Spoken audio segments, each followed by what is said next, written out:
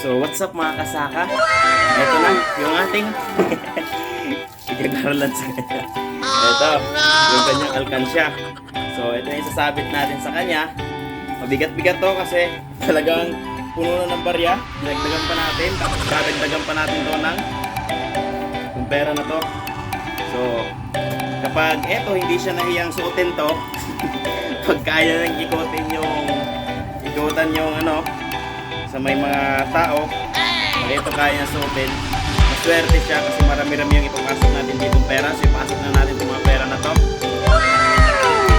Hindi ka nahihiyabing, malaki-laki yung para sa'yo.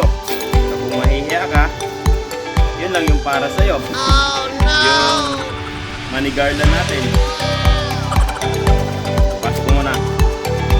Enjoyin lang ang kahirapan, huwag kang panghinaan.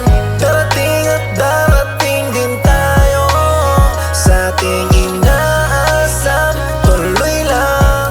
So kukunin ko muna saglit yung mga bariyang iba para mapuno talaga ng todo. Sasagat talaga natin ang todo. Di 5 at 10 piso yung andito na barya. So pupunuin talaga natin siya. 2 kilo or 3 kilo siguro yung bigat na ito. Pasok na natin to.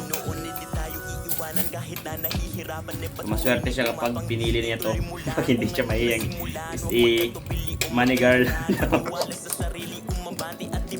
Tingnan lang natin yung magiging reaction niya. So, ito ba yung pipiliin niya? Yung money garland natin. Yung ating money garland. Yung bibigyan natin sa kanya. Tapos ito. Siyempre ito na muna yung isuot natin ng una.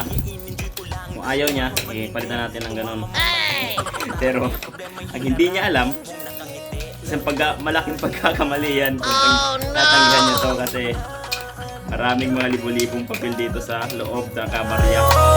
Sa ating inaasam, tuloy lang.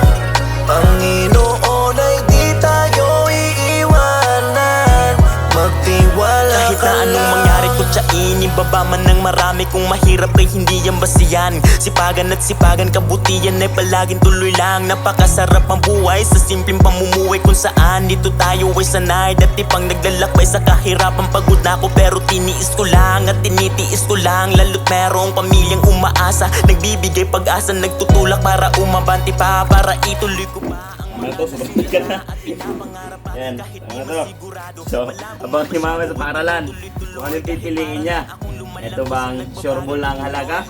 Or itong napakahirap hulaan kung ilang yung laman? Pero hindi basa-basa po yan. Malaki-laki pong laman na ito. So, nasa kanya na yan kung alin yung pipiliin niya. Deserve niya naman to kasi grabe yung paghihirap talagang pinagdaanan niya.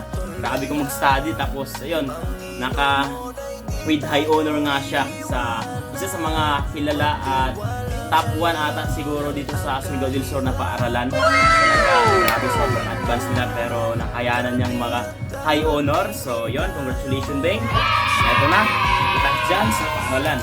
Uy, lang ako.